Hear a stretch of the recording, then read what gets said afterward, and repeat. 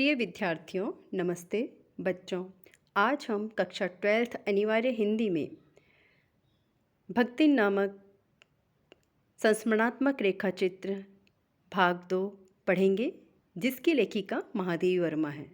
बच्चों, पूर्व में हम पढ़ चुके हैं कि किस प्रकार से भक्तिन महादेवी वर्मा के यहाँ सेविका धर्म यानी कि सेविका का कार्य करने के लिए आती है और महादेवी वर्मा से वह अपने जीवन की गाथा भी कहती है।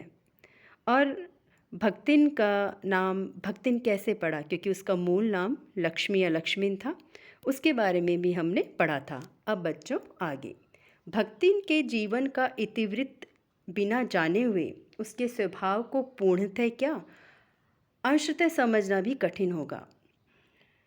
बच्चों, इतिवृत्त का अर्थ है कथा को विस्तृत रूप से जानना। तो जब तक हम भक्तिन के लेखिका कहती हैं कि जब तक हम भक्तिन के जीवन को विस्तृत रूप से उसकी कथा को नहीं जानेंगे तो हम उसके स्वभाव को नहीं जान पाएंगे। वह ऐतिहासिक झूंसी में गांव प्रसिद्ध एक सुरमा की इकलौती बेटी ही नहीं, विमाता की किंवदंती बन जाने वाली ममता की छाया में भी पली है।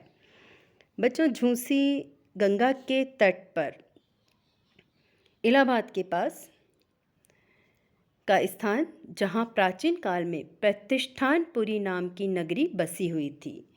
तो वहाँ की थी भक्तिन और उसकी माँ की मृत्यु हो चुकी थी जब वह बिल्कुल छोटी थी। विमाता की अर्थात विमाता का अर्थ है सौतेली माँ, तो उसकी पिता ने दूसरा विवाह कर लिया। उसकी जो सौतेली माँ थी उसकी ममता की छाया में ही वह पली बड़ी थी।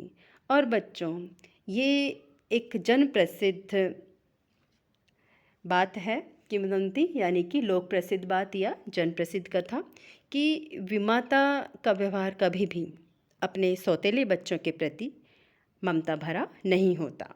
ऐसा ही भक्तिन के साथ भी हुआ। 5 वर्ष की वय में उसे हंडिया ग्राम के एक संपन्न गोपालक की सबसे छोटी पुत्र वधू बनाकर पिता ने शास्त्र से 2 पग आगे रहने की ख्याति कमाई। अर्थात भक्तिन का विवाह 5 साल की छोटी सी आयु में ही कर दिया गया था। और उस समय जब बच्चों के खेलने की उम्र होती है, उस समय उसका विवाह कर दिया। पिता ने शास्त्र से 2 पग आगे, कहने का तात्पर्य है कि हमारे शास्त्रों में या भारत में लड़की के विवाह की आयु 18 साल होती है, लेकिन पिता ने तो उससे भी 2 पग आगे उसका विवाह 5 वर्ष की छोटी सी उम्र में कर दिया। और 9 वर्षीय युवती का गौना देकर विमाता ने बिना मांगे पराया धन लौटाने वाले महाजन का पुण्य लौटा। और सौतेली माँ ने उसका गौना 9 साल की उम्र में करके उसे ससुराल विदा कर दिया था। बिना मांगे पराया धन लौटाने वाले महाजन का पुण्य लूटा, अर्थात उसने जो पराया धन, क्योंकि पुत्री को पराया धन बोला जाता है, उसे ससुराल भेज दिया था। पिता का उस पर अगाध प्रेम होने के कारण, लेकिन उसके पिता उसे प्रेम बहुत करते थे। स्वभावतः ईर्ष्यालु और संपत्ति की लालच में सतर्क विमाता ने उसके मरणांतक रोग का समाचार तब भेजा जब वह मृत्यु की सूचना भी बन चुका था। पिता बीमार रहते थे और लेकिन उसका समाचार सौतेली माँ ने इस डर से भक्तिन को नहीं दिया कि कहीं सारी जायदाद संपत्ति पिता अपनी पुत्री के नाम ना कर दे। और जब उनकी मृत्यु हो गई पिता की, तब उसके पास समाचार भेजा गया। रोने पीटने के अपशगुन से बचने के लिए सास ने भी उसे कुछ नहीं बताया। अब जब समाचार उसके ससुराल पहुंचा तो उसकी सासू माँ ने कि कहीं यह रोने लगेगी तो हमारे घर के लिए अच्छा शगुन नहीं होगा, उसे ऐसा नहीं बताया। सिर्फ बहाना बनाकर उसे उसके पीहर भेज दिया। बहुत दिन से नैहर नहीं गई। नैहर का अर्थ है मायका या पीहर। उससे कहा कि तुम पीहर नहीं गई हो सो जाकर देखाएं। यही कहकर और पहना उड़ाकर उसे अपने पीहर के लिए विदा कर दिया। इस अप्रत्याशित अनुग्रह ने उसके पैरों में जो पंख लगा दिए थे, अप्रत्याशित होता है आशा के विपरीत होना, अर्थात आशा के अनुसार न होना। उसने ये आशा ही नहीं की थी कि मुझे बिना कहे पीहर भेज देंगे। उसके पैरों में पंख लगे, एक उत्साह आ गया, एक खुशी की लहर दौड़ाई। वे पीहर की सीमा में पहुंचते ही झड़ गए, लेकिन जैसे ही वे पीहर पहुंची तो वहाँ पर ये सारा उत्साह ठंडा पड़ गया था। क्यों पड़ गया था बच्चों?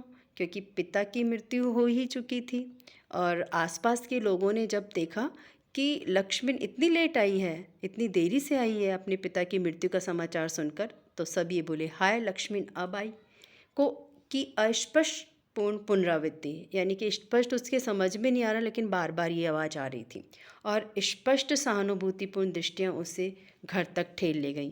सभी की जो दृष्टियाँ थीं, आंखें हैं, सहानुभूति के साथ उसकी तरफ देख रही थीं। जैसे तैसे वह घर पहुंच गई, पर वहाँ न पिता का चिन्ह शेष था, क्योंकि अब पिता तो रहे ही नहीं थे, उनका अंतिम संस्कार भी हो गया था, और न माता के व्यवहार में शिष्टाचार का लेश था। माता ने भी उसके साथ अच्छा व्यवहार वहाँ पर नहीं किया। दुख से शिथिल और अपमान से जली हुई वह उस घर में पानी भी बिना पिए उल्टे पैरों ससुराल लौट आई। गुस्सा आ रहा था कि पिता की मृत्यु का समाचार नहीं दिया और वहाँ उसके साथ अच्छा व्यवहार भी नहीं हुआ, इसलिए वह तुरंत बिना पानी पिए वापस ससुराल आ गई। सास को खरी खोटी सुनाई। बच्चों, सास को खरी खोटी क्यों सुनाई? यानी कि कुछ ना कुछ उल्टा सीधा बोला। इसलिए क्योंकि उसकी सासू माँ ने भी उससे उसके पिता की मृत्यु का समाचार नहीं दिया, झूठ बोलकर उसके पीहर भेजा था। और उसने विमाता पर आया सारा क्रोध शांत किया और पति के ऊपर गहने फेंक फेंक कर उसने पिता के चिर विछोह की मर्म्य व्यथा व्यक्त की, और पति के ऊपर उसने जो गुस्सा निकाला गहने फेंक फेंक कर निकाला। इस प्रकार से बच्चों, भक्तिन का जो जीवन का प्रथम परिच्छेद था, अध्याय था, वो समाप्त होता है। इसमें हमने देखा कि भक्तिन का जीवन सुख में कभी भी नहीं रहा। अब बच्चों, आगे अगला परिच्छेद हम नेक्स्ट डे पढ़ेंगे। धन्यवाद।